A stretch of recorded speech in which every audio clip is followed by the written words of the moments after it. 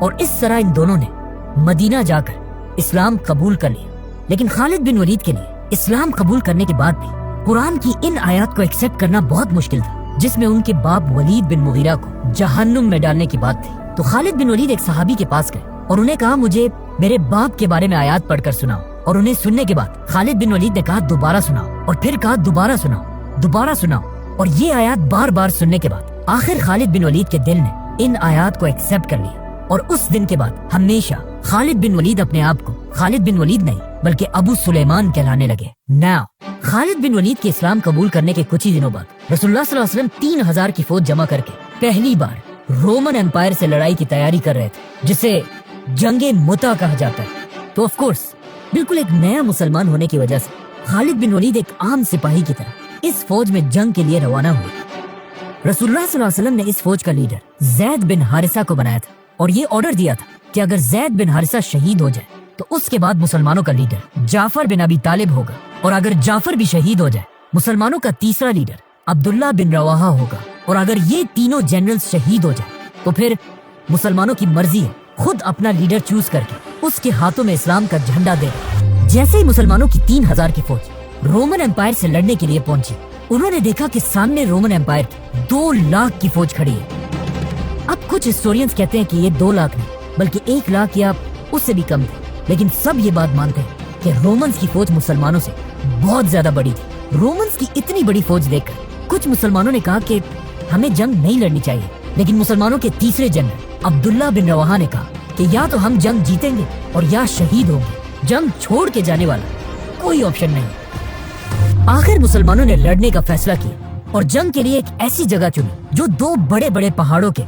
درمیان تھی، تاکہ رومنز کی فوج لمبی لائنز نہ بنا سکے اور ایک دوسرے کے پیچھے کھڑے ہو، اور اسی کے ساتھ جنگ شروع ہوئی۔ اس جنگ کے جنرل زید بن حارثہ تھے جو آپ صلی اللہ علیہ وسلم کے غلام تھے، اور انہیں بچپن سے آپ صلی اللہ علیہ وسلم نے ایک بیٹے کی طرح بڑا کیا اور ان سے بہت محبت کرتے تھے۔ لیکن جیسے ہی جنگ متا شروع ہوئی اس کے کچھ ہی دیر بعد زید بن حارثہ شہید ہو گئے۔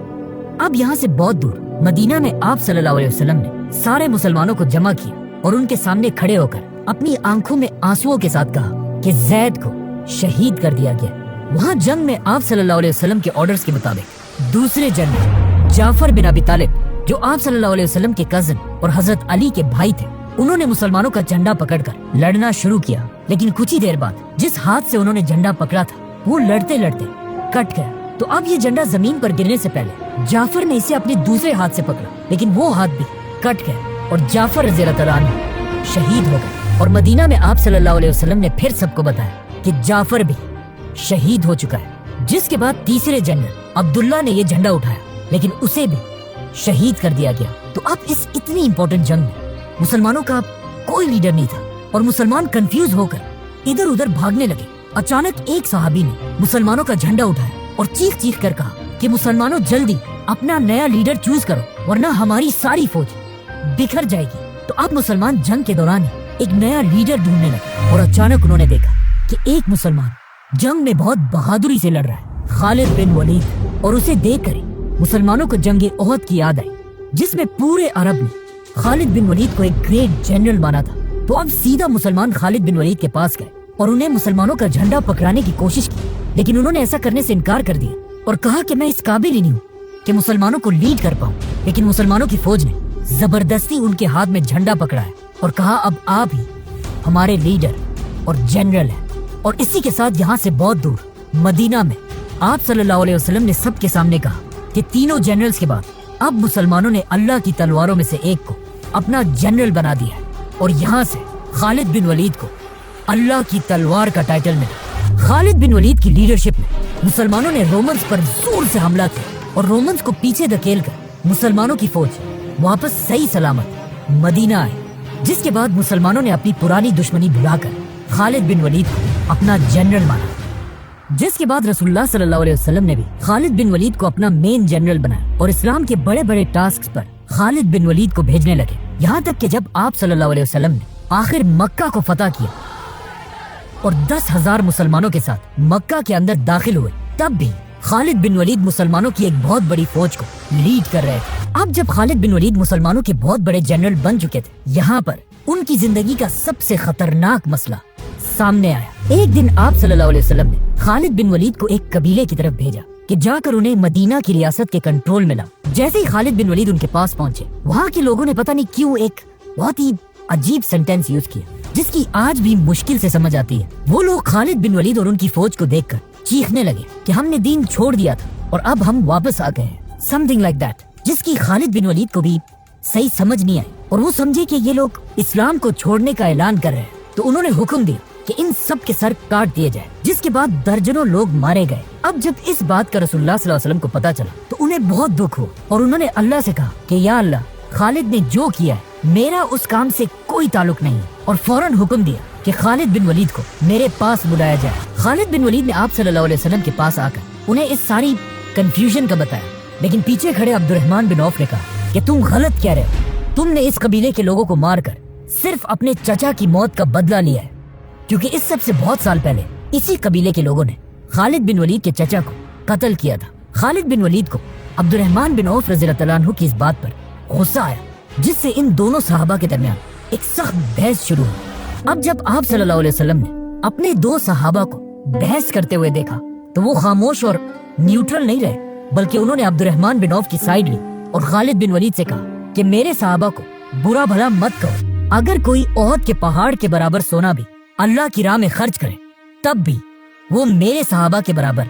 नहीं हो सकता। यहाँ पर पॉइंट ये है कि खालिद बिन वलीद खुद भी एक सहाबी थे, लेकिन उन्होंने इस्लाम बहुत देर बाद उस वक्त कबूल किया था जब इस्लाम के पास थोड़ी पावर आ चुकी थी। लेकिन अब्दुर्रहमान बिन औफ ने मक्का में अपना सब कुछ छोड़कर पूरी दुनिया से दुश्मनी लेकर सबसे पहले लोगों में इस्लाम कबूल किया था। आप सल्लल्लाहु अलैहि वसल्लम की इस बात से खालिद बिन वलीद समझ चुके थे कि चाहे वो जो भी कर लें, उनकी वैल्यू पहले इस्लाम कबूल करने वाले सहाबा से हमेशा कम रहेगी। जिसके बाद आप सल्लल्लाहु अलैहि वसल्लम ने हजरत अली रज़ियल्लाहु तआला अन्हु को बुलाया और उन्हें हुक्म दिया कि उस कबीले के पास जाकर उन्हें मनाओ और उन्हें जो भी तकलीफ पहुंचाई गई है उसे इंसाफ के साथ हल करो और कोशिश करना कि कोई भी तुमसे खफा ना रहे। इन तरीकों से रसूलुल्लाह सल्लल्लाहु अलैहि वसल्लम ने खालिद बिन वलीद को समझाया, लेकिन फिर भी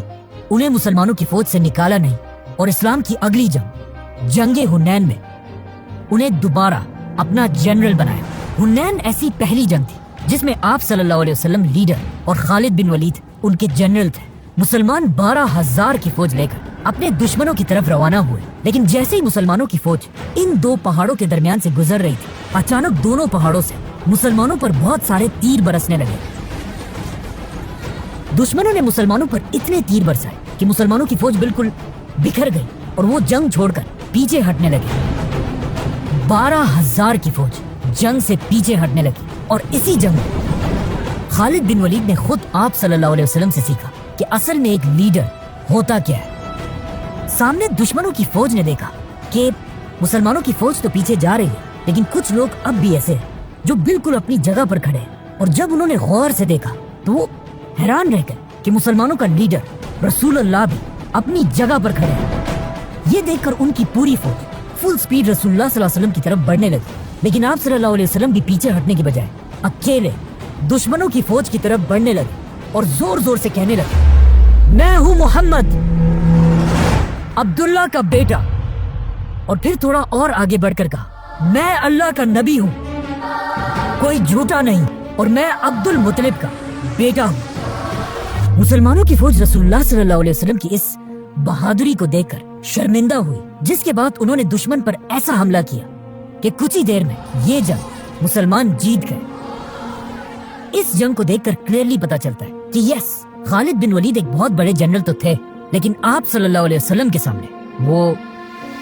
जिसके बाद अपनी जिंदगी के आखिरी दिन तक आप सल्लल्लाहु अलैहि वसल्लम ने खालिद बिन वलीद को मुसलमानों की फौज के जनरल के पोस्ट पर रखा। लेकिन आप सल्लल्लाहु अलैहि वसल्लम के फौत होते ही अरब के बहुत सारे कबीलों ने इस्लाम से बगावत कर दी, जिनमें से कुछ अपने आप को नबी भी कहने लगे और कुछ ने ज़कात देने से इनकार कर दिया। तो अब इस्लाम के पहले खलीफा हजरत अबू बकर को एक ऐसे आर्मी चीफ की जरूरत थी जो पूरे अरब को इस्लाम के कंट्रोल में ला सके। तो उन्होंने खलीफा बनने के कुछ अरसे बाद खालिद बिन वलीद के बेस्ट फ्रेंड अमर बिन आस को अपने पास बुलाया और उनसे पूछा कि मुझे खालिद के बारे में बताओ, ये कैसा आदमी है। तो अमर बिन आस ने खलीफा से कहा कि खालिद जंगों का मास्टर